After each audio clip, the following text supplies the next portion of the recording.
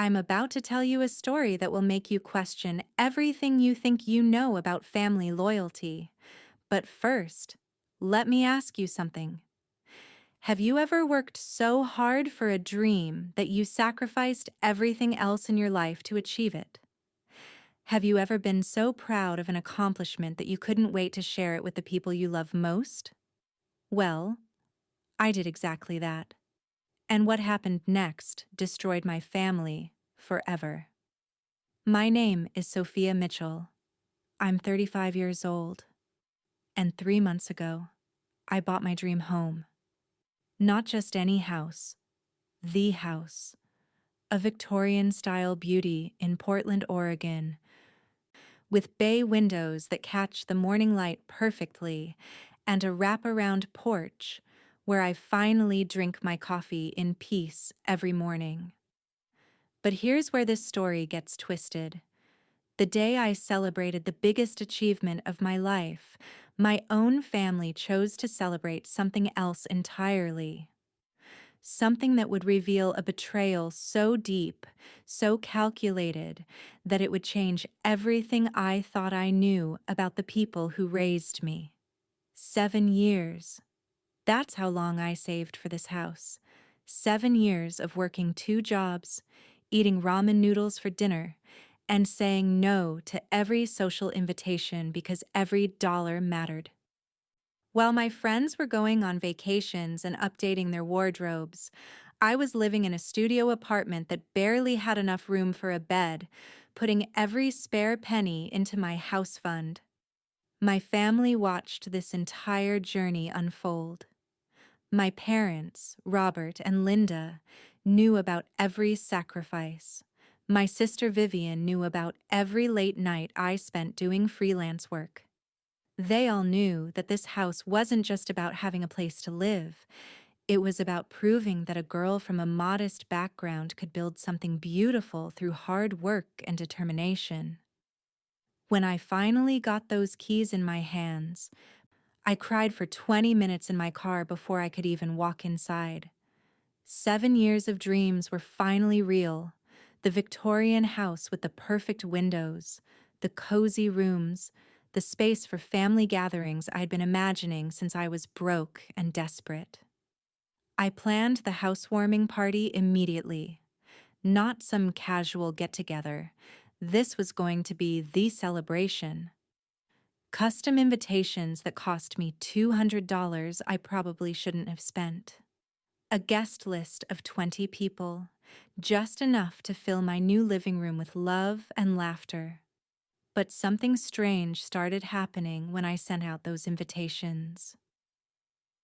My coworkers responded within hours with excited confirmations. My best friend Daniel texted back immediately, "Wouldn't miss it for the world." Even neighbors I barely knew sent polite acceptances. My family? Complete silence. I waited a week before calling my mom. "Oh, honey," she said, her voice oddly distant. "I'm not sure if we can make it. Your father's been so busy and you know how weekends get." "Mom, it's my housewarming. I've been working toward this for 7 years." "I know, sweetie. We'll try our best." Try their best? I'd been trying my best for 7 years to get to this moment. 2 weeks before the party, I still hadn't gotten definitive answers from any of them. Not my parents, not Vivian, not her husband Marcus.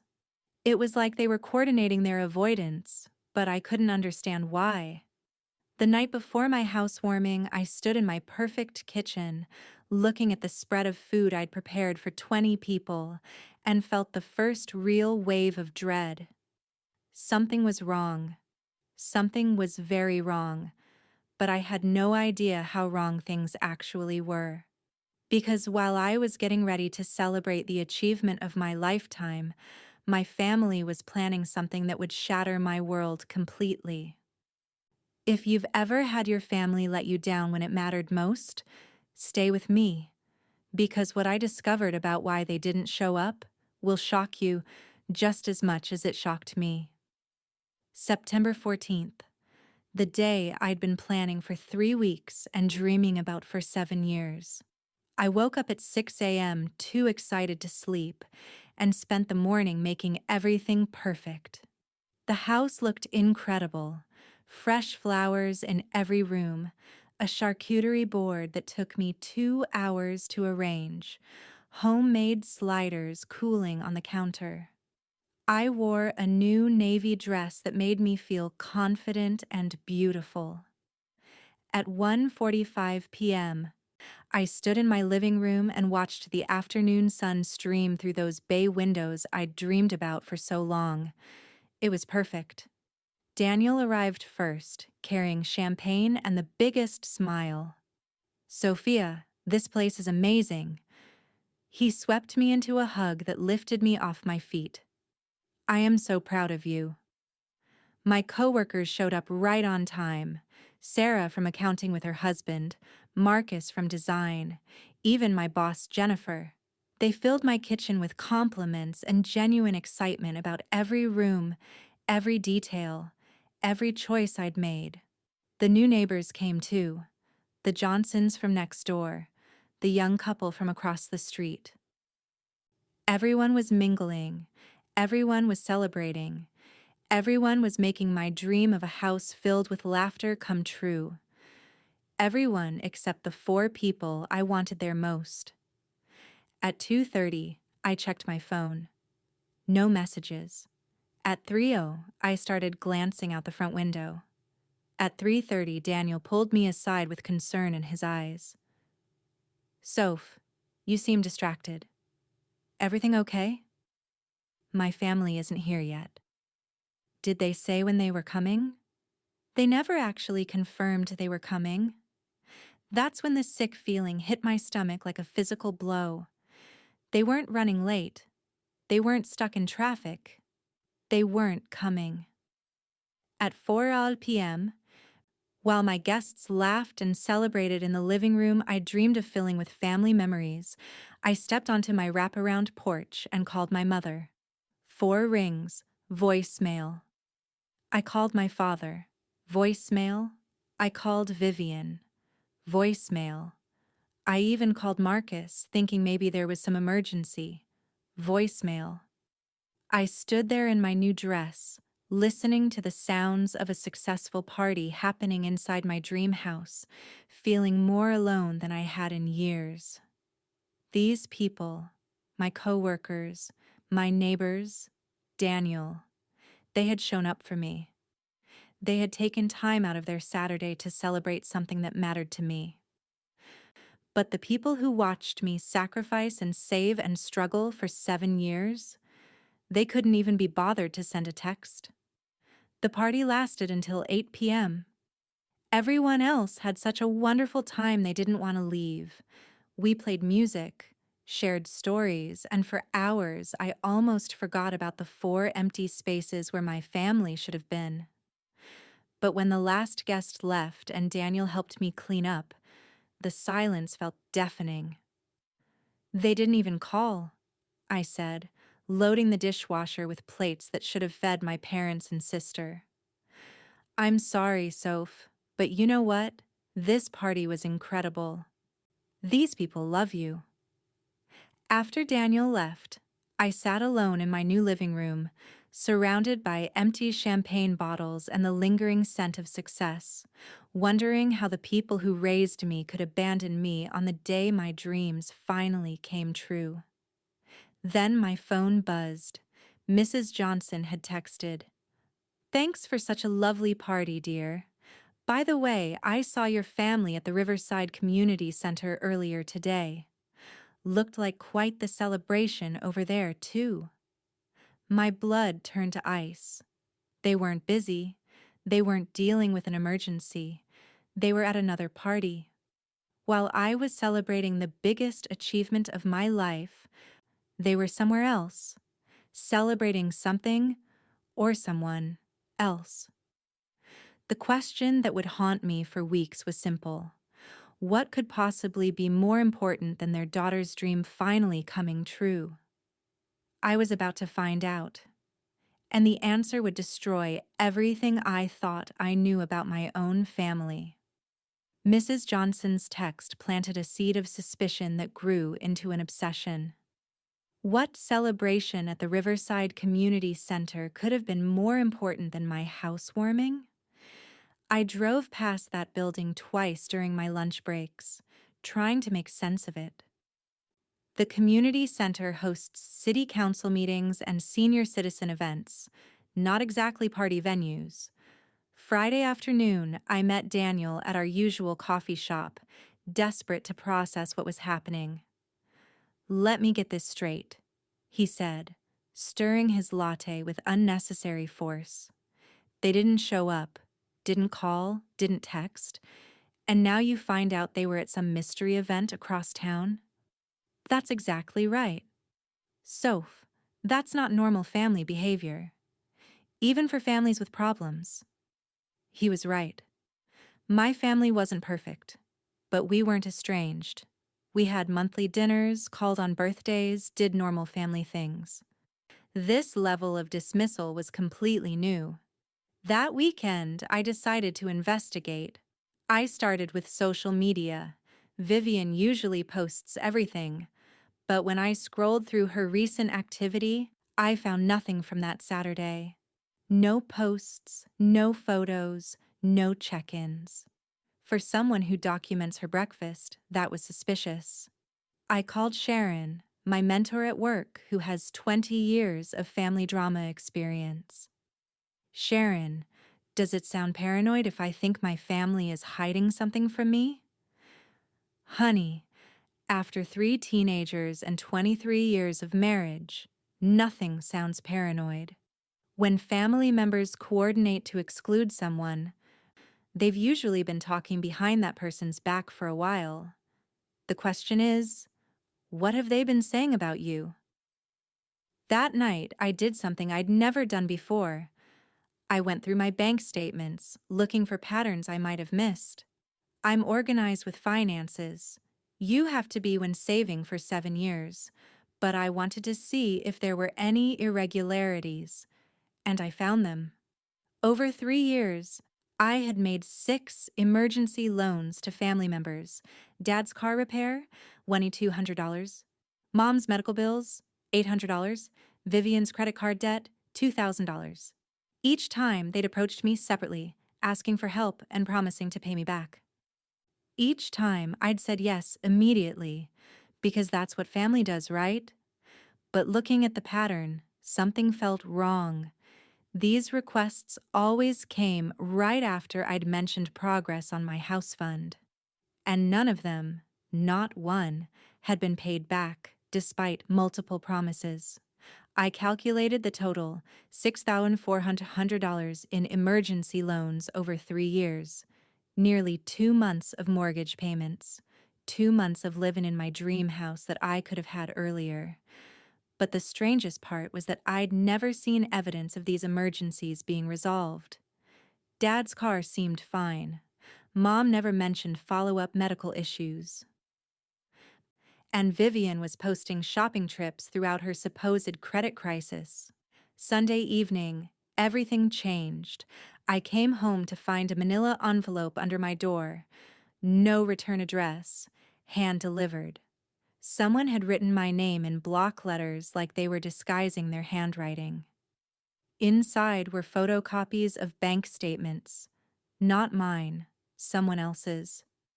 The account holder's name was blocked out, but I could see deposits that matched exactly the amounts I'd loaned my family.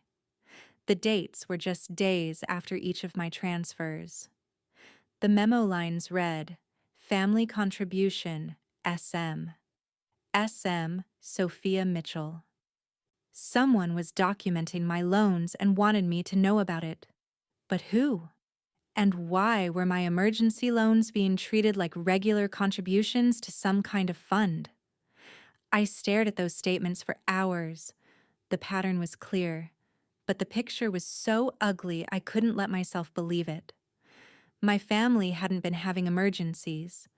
They'd been planning, taking my money systematically while I saved and sacrificed for my house. Someone with access to their financial records wanted me to know the truth. The question was, what else did they know? And what was I supposed to do about it? Those bank statements haunted every moment of the next few days. I carried that manila envelope everywhere, studying every line item during lunch breaks and sleepless nights, searching for some innocent explanation. But the more I looked, the worse it got. I created a spreadsheet to track everything systematically. Date of family emergency request amount requested reason given. Date of mysterious deposit, amount of deposit. What I discovered made me physically sick. Not only were my emergency loans being deposited into someone else's account within days, but in 3 cases the deposits were larger than what I'd given. Someone else was contributing money to this fund, and my sacrifices were just part of a larger pool. The timing was too perfect to be coincidental. Every request came within a week of me mentioning milestones in my house-saving journey. Reached $20,000? Dad's car breaks down.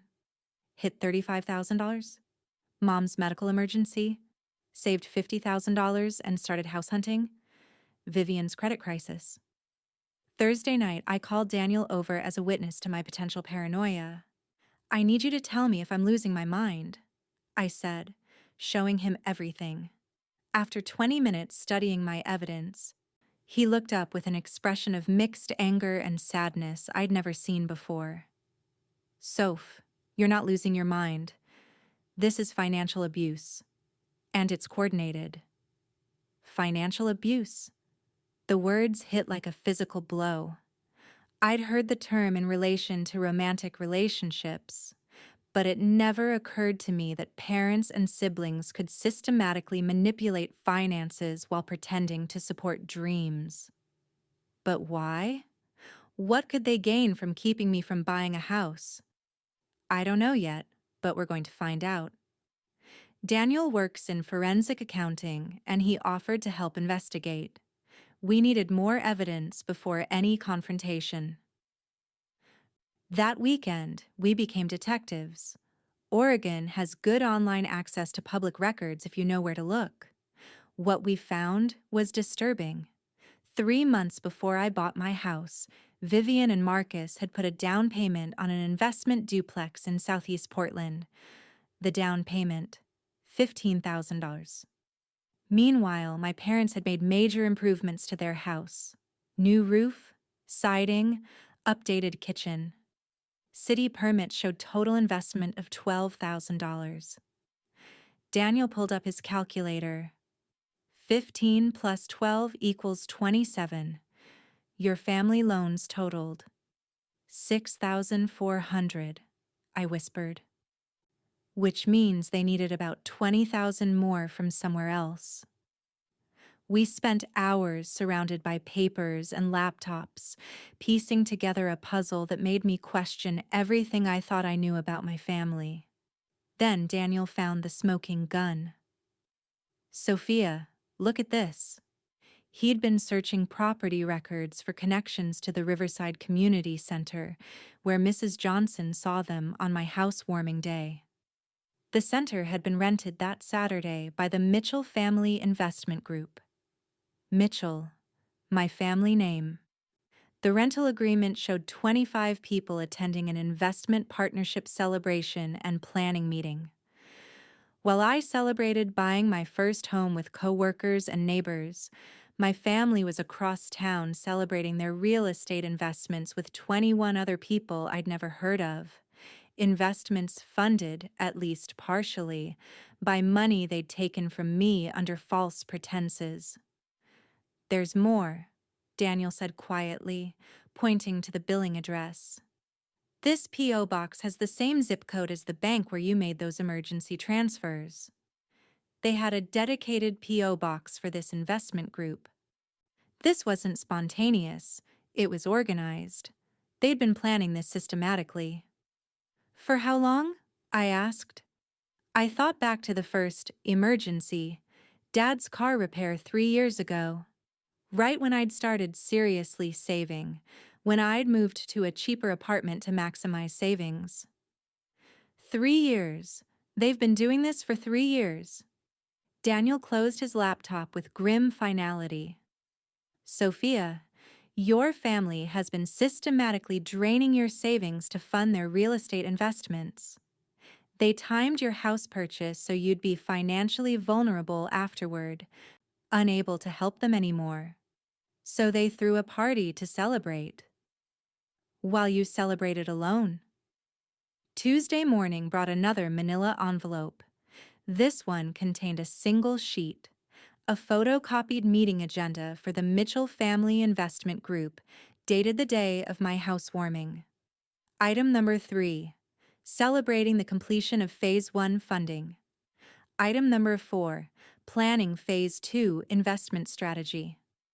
Item number 5, discussing the Sophia situation, managing expectations going forward. The Sophia situation. I was an agenda item at their investment meeting. At the bottom, someone had written in red ink, "Ask yourself who wasn't invited to their celebration and who wasn't invited to yours. Then ask yourself why."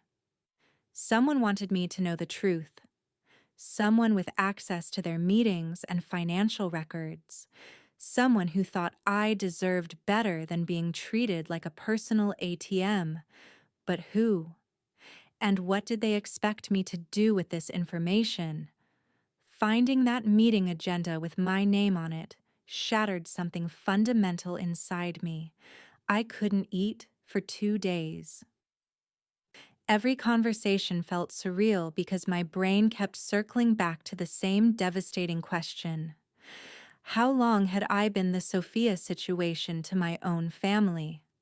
I started analyzing every interaction from the past 3 years, looking for signs I'd missed. Once you know what to look for, the manipulation is everywhere. Dad changing the subject when I talked about house fund progress. Mom suddenly remembering financial worries right after I shared good news about savings. Vivian making comments about my obsession with homeownership whenever I declined social activities. They hadn't just been taking my money, they'd been managing my expectations, keeping me focused on struggle so I wouldn't notice their success. Wednesday evening, I decided to test my theory. I called Mom asking about weekend lunch. "Oh, that sounds lovely, honey," she said, but something was off.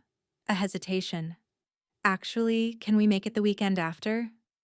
This Saturday we have, your father has a thing." "What kind of thing?" "Just one of those work things. My dad retired 8 months ago." "A work thing?" "Dad's retired." A pause. "Well, it's more like a consultation thing. You know how he likes staying busy." I let it slide but made a mental note. Then I casually mentioned thinking about refinancing to access equity for renovations. Her tone changed immediately. "Oh, honey, is that wise? You just bought the place. Maybe you should wait before taking on more debt." "It wouldn't be more debt, Mom. It would be accessing equity I already have." "Well, maybe you should focus on getting settled first. Besides, if you ever need help, your family is here for you." There it was, the subtle redirect away from building wealth, combined with the promise of help that would come with strings attached. That night, Vivian texted, "Hey sis, want to grab dinner tomorrow? I miss you." 6 weeks ago, I would have been thrilled. But now I wondered, what emergency was she about to spring on me? We met at Russo's, our childhood Italian place. Vivian was already there, looking nervous. "So, how's the new house?" she asked after ordering. "Great. Really great." "Good. I'm sorry we missed your party, by the way. Marcus had this family thing, and you know how his relatives are." The lie came so smoothly, like she'd practiced it. "What kind of family thing?" "His cousin was in town. Very last minute. I nodded like I believed her, thinking about that meeting agenda, about the investment group celebration that had been important enough to skip their daughter's housewarming. 20 minutes of small talk. Then Vivian's expression shifted to serious. Actually, Soph, I wanted to talk to you about something. Here it comes. Marcus and I have been looking at investment opportunities, and we're just short on capital for this one deal. Really good timing. We'd probably pay you back within 6 months. I felt like I was watching a movie of my life. Same script, same emotional manipulation, same assumption I'd say yes because family helps family. How much are you looking for? Ideally about 3,000, but honestly, anything you could spare would help. $3,000. Exactly what I'd planned to spend on landscaping. Can I think about it? Vivian's face flickered with surprise, maybe annoyance, before settling back into understanding sister mode. Of course. No pressure. I just thought, well, you're doing so well with the house and everything, and family should support each other's success, right? Family should support each other's success. The irony nearly choked me. After dinner, driving home, I realized I was shaking with anger, not just at the money request, but at the casualness of it, the expectation, the complete lack of acknowledgement that they'd abandoned me on one of the most important days of my life. Another manila envelope was waiting at home. This one contained something that made my blood run cold, a tiny digital recorder with a note in block letters. Your sister is more involved than you think. Family dinner this Sunday. Their house, 6 p.m. They're expecting you. Wear this and learn the truth. How did my mysterious informant know about Sunday dinner? I hadn't been invited. I called Mom to test it. Oh, honey, I was just about to call you. Family dinner Sunday at Vivian's. Can you make it? Sure. What's the occasion? No occasion, just, it's been a while since we all got together. 6 weeks since my housewarming. 6 weeks since they chose their investment celebration over my dream. I spent the week agonizing over wearing that recording device. Was I ready to hear what my family said about me when they thought I couldn't hear? Friday night, Daniel came over with moral support. You don't have to do this. You already know enough to confront them. But I don't know why. I don't know their endgame, and I don't know who's helping me. Does it matter? You know they've been lying, stealing, choosing business over you. Maybe that should have been enough, but I needed to hear it. I needed to know exactly what I meant to them, exactly what their plan was for managing the Sophia situation.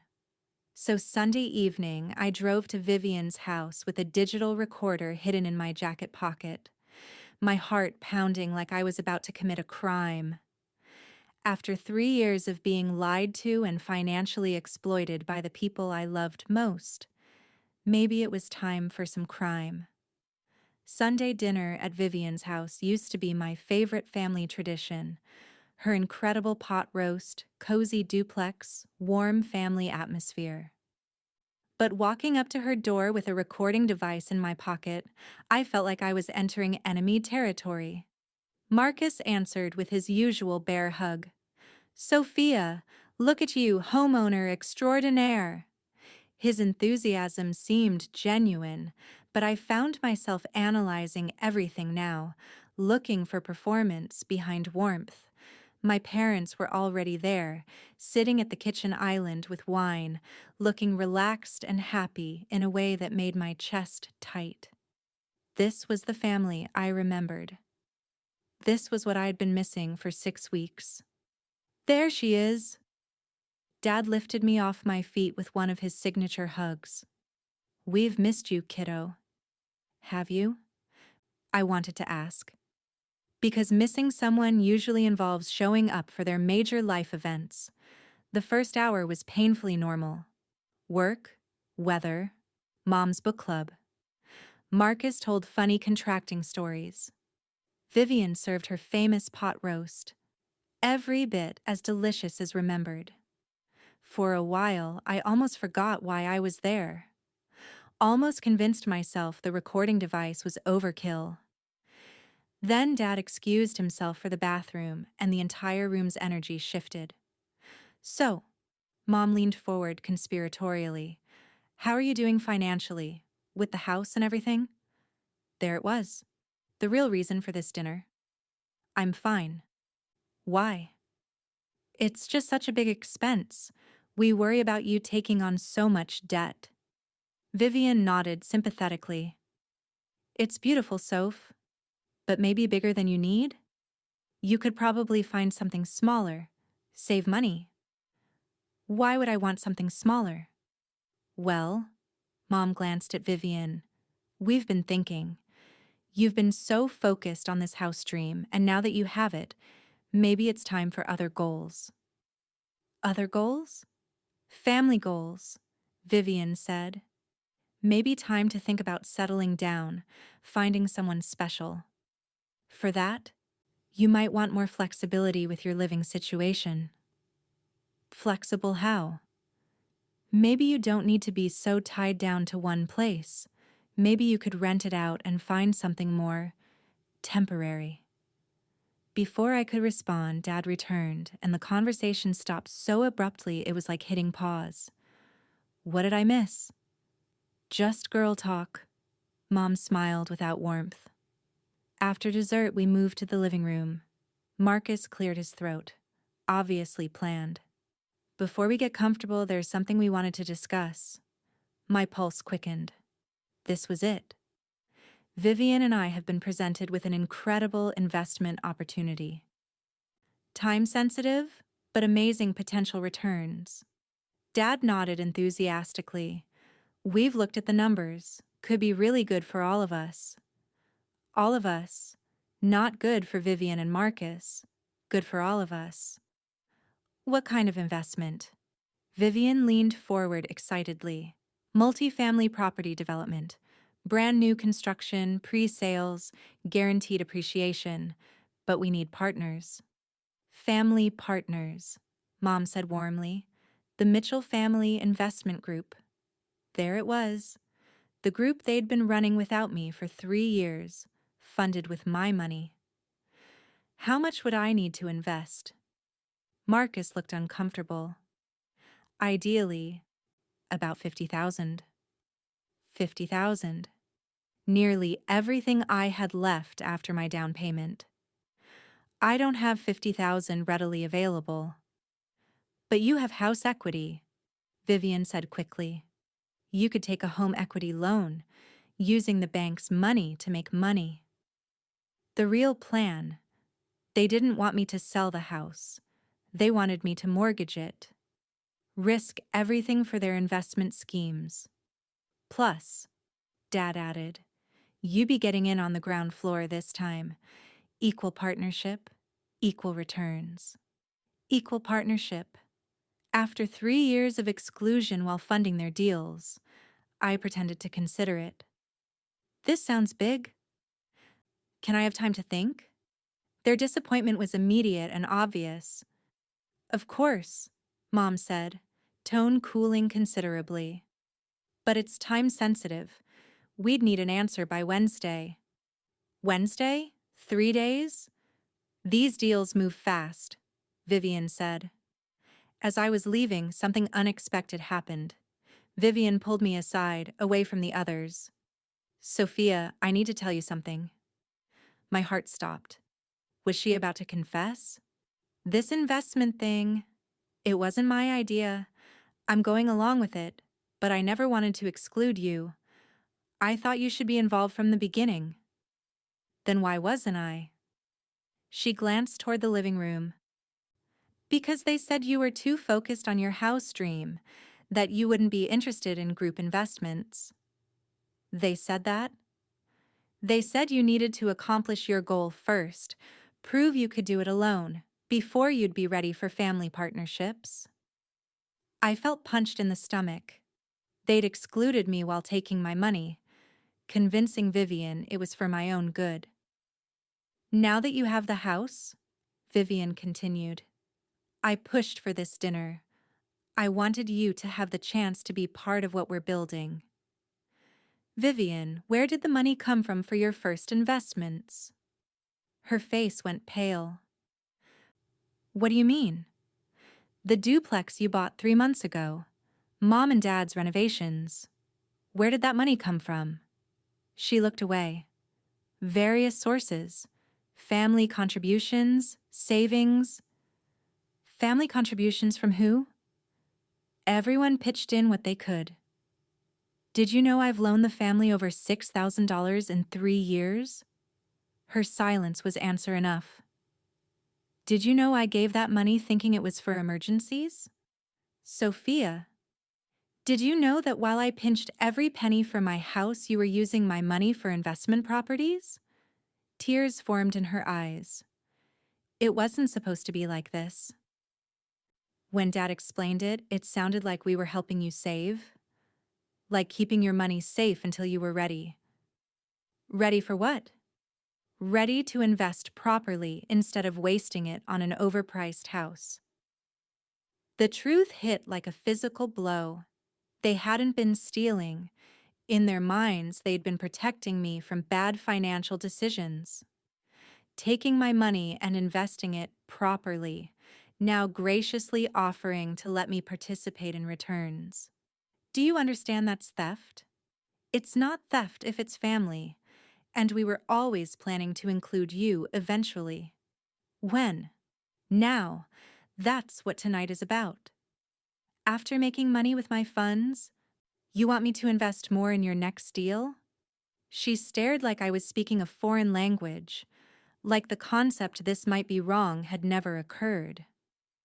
We're trying to help you build wealth strategically instead of impulsively. I left without another word. But driving home, I realized Vivian's guilt might be my way in. She was conflicted, which meant she might provide information I needed. Because the recording in my pocket had captured something after I left that changed everything. What my family said about me, their plans for my money, what they intended if I refused. It was so much worse than I'd imagined. My mysterious informant was right. I needed to hear this. Now I knew I wasn't just dealing with financial manipulation. I was dealing with people who saw me as a resource to be managed, not a person to be respected. It was time to show them the difference. Quick pause. If you were in Sophia's shoes, what would you do? Comment below, because what I discovered on that recording is about to blow your mind. I didn't sleep that night. I sat in my kitchen until 3 a.m., listening to that recording over and over, trying to process what I'd heard after leaving Vivian's house. The conversation had continued for 20 more minutes after I put on my coat.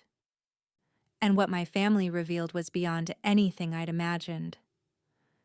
Do you think she'll go for it? Marcus's voice came through clearly. She has to, Dad replied. She doesn't have a choice. What do you mean? Mom asked. We've been managing her expectations for 3 years. She's used to coming to us when she needs money. When this investment requires more capital than she has, she'll come to us for help, just like always. But she has the house now, Vivian said. Right. And now she'll discover owning a house is expensive. Property taxes, maintenance, repairs. She's going to need money she doesn't have. My blood turned to ice. They weren't just planning to get investment money. They were planning to create situations where I'd need to borrow from them. Plus, Mom added, she took out such a large mortgage. If something happened to her job, or interest rates change when she refinances, she'd lose the house, Marcus finished. And then she'd really need family support, Dad said with satisfaction. There was a pause, then Vivian's voice smaller. Are we sure this is right? Sweetheart, Mom's voice was gentle but firm. Your sister has always been impulsive with money. 7 years obsessing over one goal instead of building a diversified portfolio. Someone needs to guide her toward better decisions. And if she loses the house, then she'll learn about overextending herself, Dad said, and she'll have family to fall back on. They were planning for me to fail, counting on it. But the worst came next. Besides, Mom said, the house is in a good neighborhood. If she does default, it'll be a good addition to our portfolio. They were planning to buy my house when I couldn't afford it anymore. I turned off the recording, unable to listen to more. I sat in my beautiful kitchen, trying to comprehend this level of betrayal. Tuesday morning, I called in sick. I couldn't face acting normal when my understanding of family had been shattered. Instead, I did something I'd been putting off: cleaning the attic. The previous owners had left boxes, and I'd meant to go through them. Most contained expected items: decorations, clothes, books. But in the corner, behind towels, I found something that made my hands shake. A small wooden box locked, with SM carved in the lid. SM Sophia Mitchell. How was there a box with my initials in a house I'd just bought? I brought it downstairs, used a screwdriver to pop the latch. Inside was a collection that made no sense. Copies of my bank statements going back 5 years.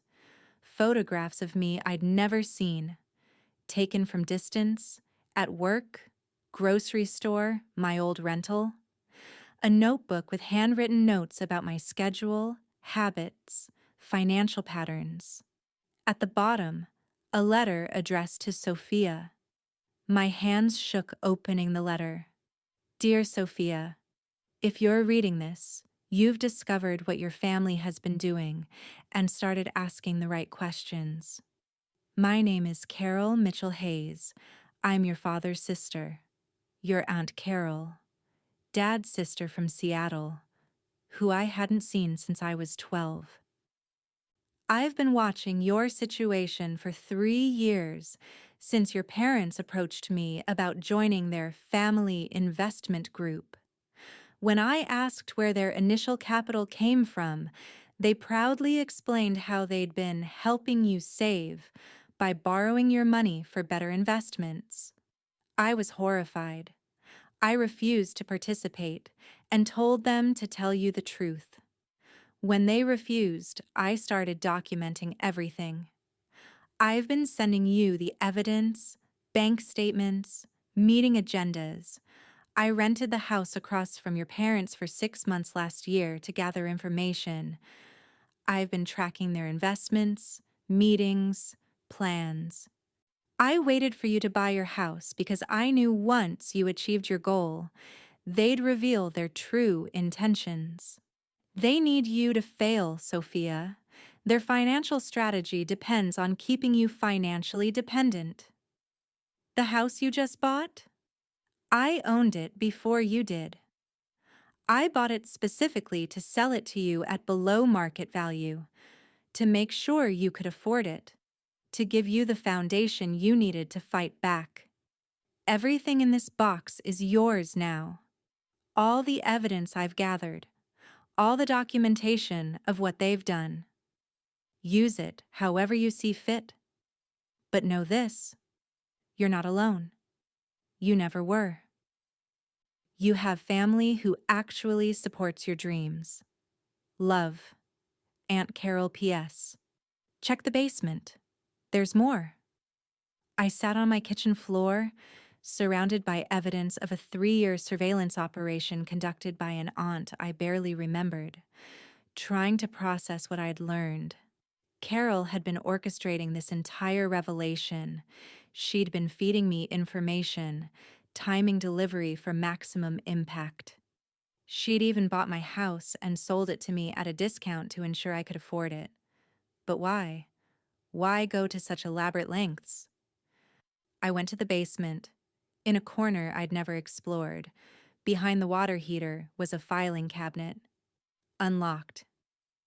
Inside were 4 drawers of documents that told a story I wasn't prepared for. My parents hadn't just been manipulating me for 3 years. They'd been doing this for decades, to multiple family members. Carol's file showed loans she'd given them in the 1990s that were never repaid. My cousin David's file showed how they'd convinced him to co-sign a mortgage he couldn't afford, then bought his house when he defaulted. My Uncle Tom's file showed a business partnership that left him bankrupt while making my parents wealthy. This was a pattern, a family business model based on financial manipulation and exploitation. I had been their latest project, but Carol had been watching, documenting, waiting for the right moment to expose everything. The question was, what did she expect me to do with this information? The answer came in a final note, tucked into my file. Sophia, they're planning to pressure you into the investment deal this week. When you refuse, they'll start the campaign to make you financially desperate. Expensive home repairs they'll recommend contractors for. Job problems they'll mysteriously hear about before you do. Relationship sabotage to keep you isolated. You can't fight this alone, but you don't have to. Tomorrow night, 7 p.m., Angelo's restaurant downtown. I'll be there. It's time we met properly. It's time to plan your counterattack. C. I looked around my basement at the filing cabinets full of evidence, at the boxes of documentation, at 3 years of work someone had done to protect me from my own family. For the first time since this nightmare began, I smiled. Because I wasn't just a victim anymore. I was someone with allies, with evidence, and with a plan. My family had been playing a long game with my life. It was time to show them that two could play that game. And I had been learning from a much better strategist than they ever were. Angelo's restaurant at 7 p.m. I arrived 15 minutes early, stomach churning with nervous energy and 3 days of suppressed rage. I'd spent every spare moment going through Carol's files, and each document added another layer to my understanding of how deep this betrayal went. I spotted her immediately. She looked exactly like my dad, but with kind eyes and an expression that radiated warmth instead of calculation. Corner booth, burgundy sweater, nervously stirring coffee. Aunt Carol? I approached hesitantly. She looked up, and her face broke into the most genuine smile I'd seen in months. Sophia, oh honey, look at you. You're beautiful. You look just like your grandmother. She stood and hugged me, and for the first time in weeks, I felt like I was with family who actually cared about me. I can't believe you've been doing all this, I said as we sat down. The house, the evidence, the surveillance. Why? Carol's expression darkened. Because I lived through it too. 25 years ago, your parents convinced me to invest my divorce settlement in one of their family ventures. I lost everything. My house, my savings, my credit. I had to start over from scratch at 42. I had no idea. Of course not. They don't advertise their failures. But I spent years rebuilding my life, and I swore I'd never let them do to someone else what they did to me. She opened a leather portfolio. When I heard they were targeting you, I knew I had to intervene. But I also knew you'd never believe me if I just told you. You needed to see the evidence yourself. How did you know they were targeting me? Your father called me 3 years ago, bragging about their new investment strategy. He told me how they'd found a way to help family members make better financial choices while building their portfolio. He was proud of it, Sophia. He thought he was being clever. The waitress came, and I ordered coffee with hands that were still shaking. The magnitude of what Carol had done, the planning, the sacrifice, the patience, was overwhelming. You bought my house. You actually bought my dream house and sold it to me at a loss. 60,000 under market value, she confirmed. I wanted to make sure you could afford it. I wanted you to have something they couldn't take away. But they're planning to take it away. They want me to fail so they can buy it from me. Carol nodded grimly. I know. I heard the same recording you did. You bugged Vivian's house? Marcus installed my security system 2 years ago when they were working on their duplex renovation. He had no idea one of the cameras had audio capability, or that it was still connected to my monitoring account. I stared at her. You've been listening to their family conversations for 2 years? Only when you were mentioned, which was more often than you might think. She pulled out a tablet and opened an audio file.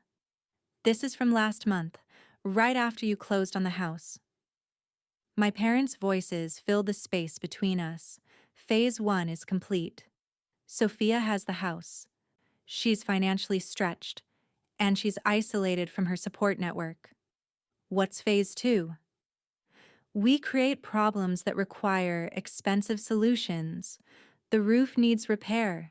The basement has moisture issues. The electrical system is outdated. We have contractors who can provide estimates. Expensive estimates. Then we graciously offer to help with financing, home equity loans that we control the terms for. And if she can't make the payments? Then we buy the house at foreclosure auction, below market value, just like we did with David's place. Carol stopped the recording. They've been planning this for months. Every detail, every contingency. I felt sick. My cousin David lost his house to them 15 years ago. They convinced him to buy a place he couldn't afford, co-signed the loan, then created financial emergencies that made it impossible for him to keep up with payments. When he defaulted, they bought it at auction for 60 cents on the dollar. Where is David now? Arizona. Hasn't spoken to the family since. He tried to warn me when they approached me, but I didn't listen. I thought he was just bitter about his failures. The pattern was becoming clear. This wasn't opportunistic greed. It was a systematic business model based on destroying relatives' financial stability. How many people have they done this to? Carol opened another folder. 7 that I can document. Maybe more going back further. 7 families. 7 people whose trust had been exploited, whose dreams had been turned into profit margins for my parents' investment portfolio. The worst part, Carol continued, is they genuinely believe they're helping. They've convinced themselves that by forcing family members into financial dependence, they're providing stability and guidance. They said I was impulsive with money. You saved for 7 years to buy a house. That's the opposite of impulsive. My phone buzzed. A text from Vivian. Hi, sis. Just checking about the investment opportunity. Do you have an answer for us? I showed Carol the message. They want an answer by tomorrow. What are you going to tell them?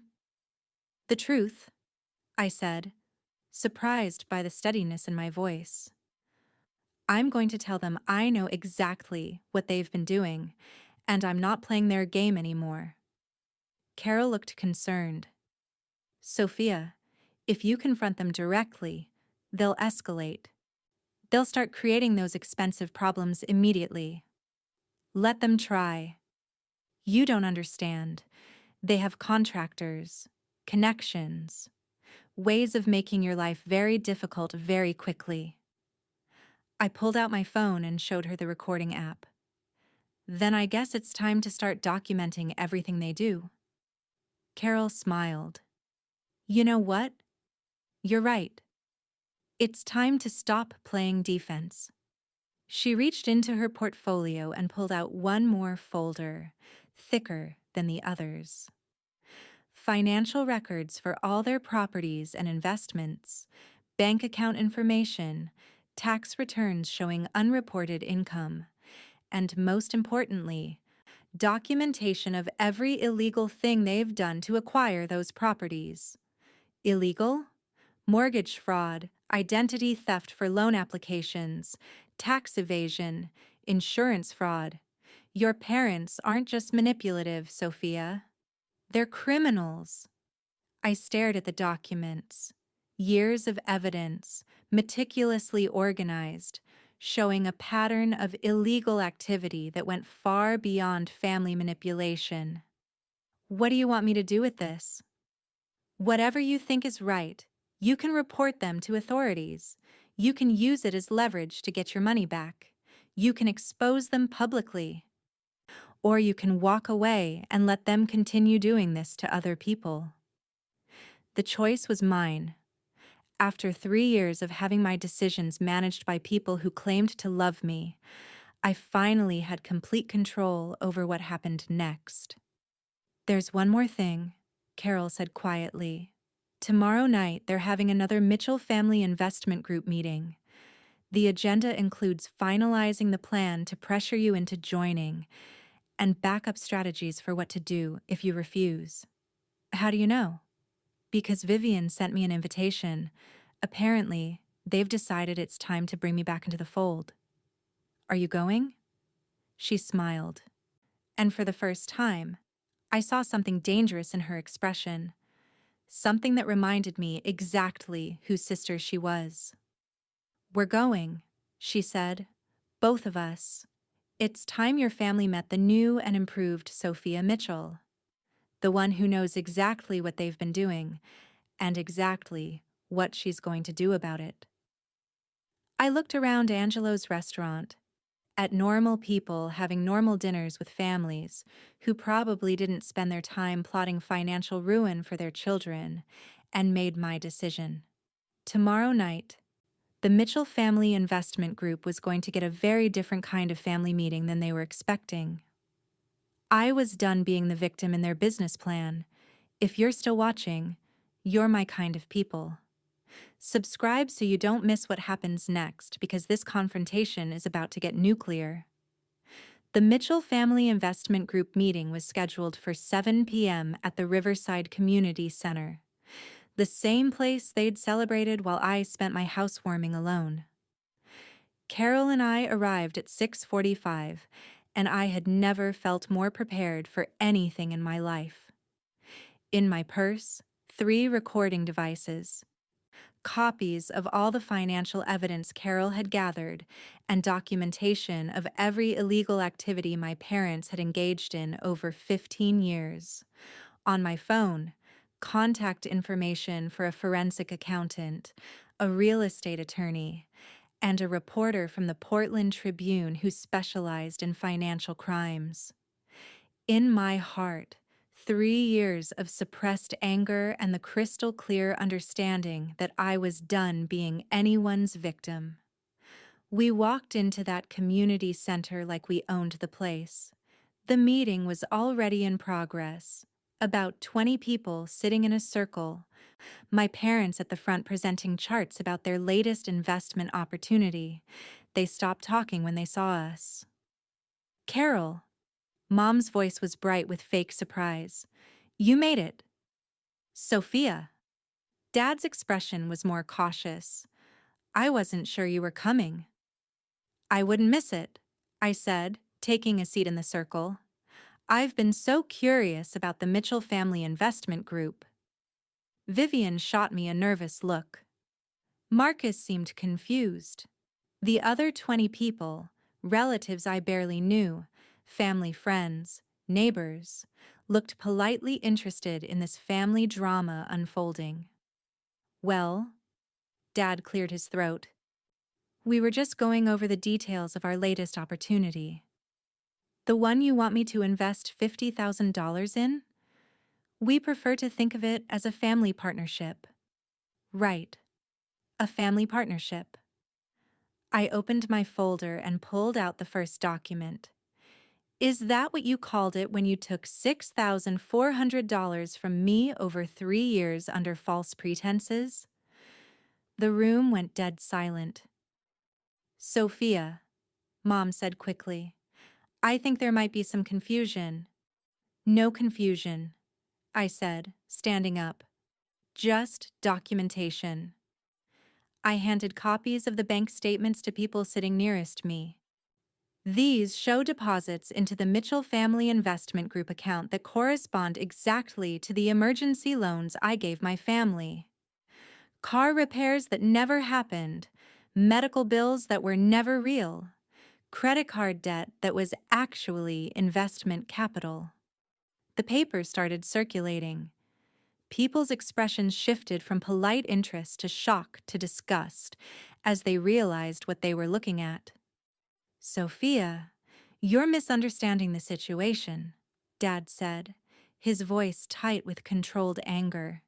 Am I? Because I have a recording of last Sunday's conversation where you discussed your plans to create expensive problems with my house, so I'd be forced to take out loans you could control. I played 30 seconds of the audio, just enough for everyone to hear Dad explaining how they planned to manipulate me into financial desperation. Vivian's face had gone completely white. Sophia, I didn't know. You didn't know what? That stealing money from family members is illegal? That mortgage fraud is a federal crime? That tax evasion can result in prison time? I pulled out Carol's documentation and started distributing it around the room. These are financial records showing 15 years of systematic fraud, fake loan applications, unreported income, insurance claims for damage that never occurred, and tax returns that don't match actual earnings. One of the older men in the group, I think he was Dad's cousin, stood up and headed for the door. I'm not being part of this, he announced. 3 more people followed him. Wait, Dad called after them. You're misunderstanding. No, Carol said, speaking for the first time since we'd arrived. I don't think they are. She stood and faced our parents with an expression that could have frozen fire. Robert, you called me 3 years ago and bragged about finding a way to help family members make better financial choices while building your investment portfolio. You told me how clever you were, how you'd found a foolproof system. She turned to address the remaining people. What my brother didn't tell me was that his system involved lying to his daughter for 3 years, stealing her money, and planning to force her into foreclosure so he could buy her house at auction. More people got up and left.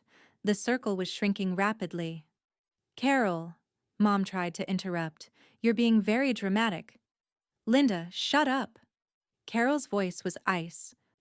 I lived through this 25 years ago. You destroyed my credit, took my house, and left me starting over at 42. I swore I wouldn't let you do it to anyone else. She pulled out her tablet and connected it to the room's speaker system. This is a recording from last month where you discuss the specifics of your plan to sabotage Sophia's homeownership. My parents' voices filled the community center, discussing expensive repairs they planned to arrange, contractors who would provide inflated estimates, and their strategy for buying my house when I inevitably defaulted. By the time the recording ended, only 6 people remained. My parents, Vivian, Marcus, Carol, and me. You've been planning this for months, I said. Every detail, every contingency. But you made one crucial mistake. What's that? Dad asked, his charming mask finally slipping to reveal the calculating manipulator underneath. You assumed I'd be as easy to control as your other victims. I pulled out my phone and showed them the screen. I've been recording every conversation I've had with each of you since I discovered what you were doing.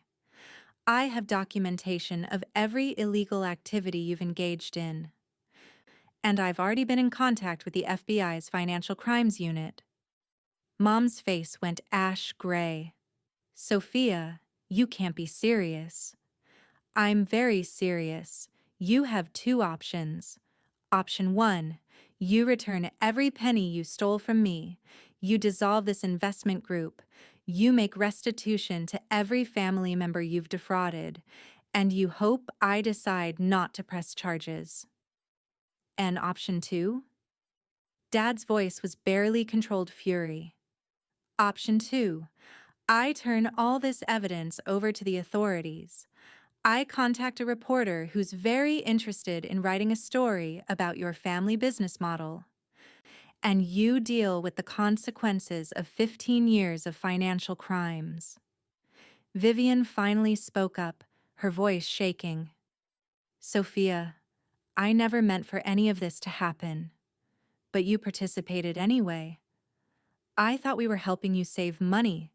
Dad explained it like we were being financial advisors. By lying to me for 3 years? She didn't have an answer for that.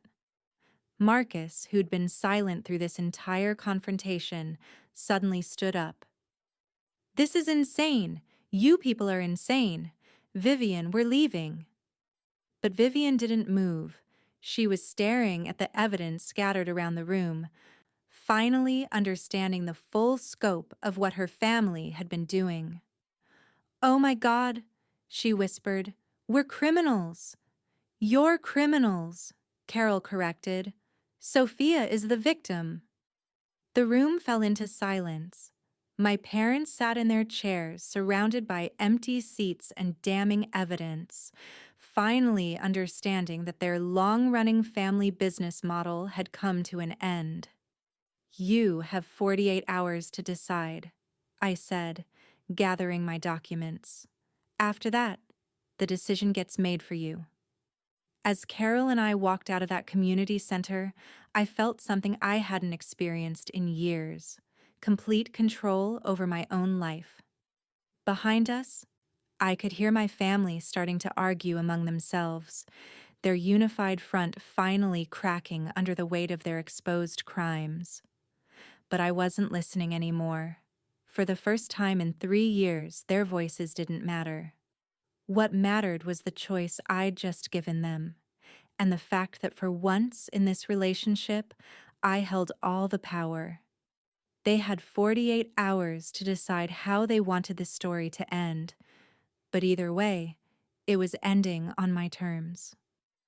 47 hours and 36 minutes later, I got the call. It was Vivian, and she was crying. Sophia, we need to talk. All of us. Can you come to Mom and Dad's house? I almost said no. After everything they'd put me through, walking back into their house felt like stepping into a trap. But Carol, who had become my voice of reason, convinced me to go. You need to see this through, she said. Whatever they're planning to say, you need to hear it. So Saturday afternoon, exactly 1 week after my world had been turned upside down by a manila envelope under my door, I drove to the house where I grew up. Carol came with me. Moral support and witness, just in case. My parents were waiting in the living room where I'd spent countless childhood hours. But the atmosphere couldn't have been more different. Dad looked like he'd aged 5 years in 2 days. Mom's eyes were red from crying. Vivian was clutching a tissue box like a lifeline. Thank you for coming, Mom said quietly. I didn't respond. I just sat down and waited. We've been talking, Dad began, and we realized we made some serious mistakes. Mistakes? I kept my voice level. Is that what we're calling fraud now? Vivian flinched. Sophia, please. We're trying to make this right. Okay, how? Dad handed me a check. This covers everything we took from you, plus interest. 6,400 became 8,000 with penalties. I looked at the check but didn't take it. What about restitution to your other victims? We're working on that, Mom said. David, Carol, the others. We've reached out to everyone. And the investment group? Dissolved, Dad said. We've returned everyone's money and canceled all pending deals. I studied their faces looking for signs of manipulation, but all I saw was exhaustion and genuine remorse. Why now? Why are you suddenly willing to do the right thing? Vivian spoke up. Because I couldn't sleep. Because every time I closed my eyes, I kept thinking about your housewarming party. How excited you were, how proud you should have been, and how we weren't there. Her voice broke. We weren't there for the biggest moment of your life because we were celebrating making money off your sacrifice. I can't live with that. So, you talked them into this? I told them I was going to the police myself if they didn't make it right. I told them I couldn't be part of a family that destroys people's dreams for profit. I looked at my parents. And you agreed? Because Dad's voice was barely a whisper. Because we lost our daughter. We spent so much time seeing you as an investment opportunity that we forgot you were our child. For the first time in weeks, I felt tears forming. Not tears of anger, but tears of grief for the family relationship that had been destroyed by greed. I want to forgive you, I said finally. I really do. But I don't know how to trust you again. We don't expect you to, Mom said. We know we broke something that can't be fixed overnight. Carol, who had been quietly observing, finally spoke. Trust is rebuilt through consistent action over time. The question is whether you're willing to do the work. My parents nodded eagerly. Whatever it takes, Dad said. I took the check. Not because I forgave them, but because it was my money, earned through years of sacrifice they'd tried to exploit. Here's what's going to happen, I said. You're going to make restitution to every person you've harmed. You're going to report your unreported income and pay back taxes. And you're going to get therapy, individually and as a family, to figure out how you became people who could do this to their own daughter. They agreed to everything. And I'm going to need time, a lot of time, before I can even think about having a normal relationship with you again. 6 months later, I hosted my second housewarming party. It was smaller this time. Daniel, of course, Sharon, and co-workers, my new neighbors who had become genuine friends, and Carol, who had become the family member I never knew I needed.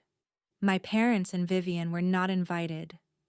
Not because I wanted to punish them, but because I wasn't ready. The therapy they'd started was helping. I could see changes in how they communicated, approached conflicts, talked about money and family. But rebuilding trust after that level of betrayal takes time. As I stood in my kitchen that evening, surrounded by people who had shown up for me consistently, who celebrated my successes without expecting anything in return, I realized something important. The dream hadn't just been about owning a house. It had been about creating a home filled with people who genuinely cared about me. And I had that now. Not with the family I was born into, but with the family I'd chosen and the family who had chosen me back. My phone buzzed with a text from Vivian. Saw the photos from your party on Carol's Facebook. Your house looks beautiful. I'm proud of you. I read it twice before responding. Thank you. I'm proud of me too. It wasn't forgiveness yet. It wasn't a restored relationship. But it was a beginning. Here's what I learned through all of this. Dreams aren't just about achieving goals. They're about becoming the kind of person who deserves those dreams. They're about surrounding yourself with people who support your growth instead of sabotaging it. And they're about having the courage to walk away from relationships that diminish you even when those relationships are with family. My house is everything I dreamed it would be. The morning light still streams through those bay windows just right. The wraparound porch is perfect for coffee and quiet reflection. And the rooms I once imagined filled with family laughter are now filled with something better. The laughter of people who show up for me because they choose to, not because they have to. 7 years of sacrifice led to this moment, and it was worth every penny I saved, every social event I skipped, every late night I worked. But more importantly, 3 months of fighting for my truth led to something I hadn't expected. The knowledge that I'm strong enough to protect my dreams from anyone who tries to exploit them, even the people I love most. My family may have refused to show up for my housewarming, but I showed up for myself. And sometimes that's the most important person in the room. If you stayed till this point, you're my kind of people. Subscribe to follow the next chapter of my story. Because building a life on your own terms is just the beginning. The real adventure is what happens when you finally have the foundation to create the family and future you actually want. And trust me, that story is just getting started.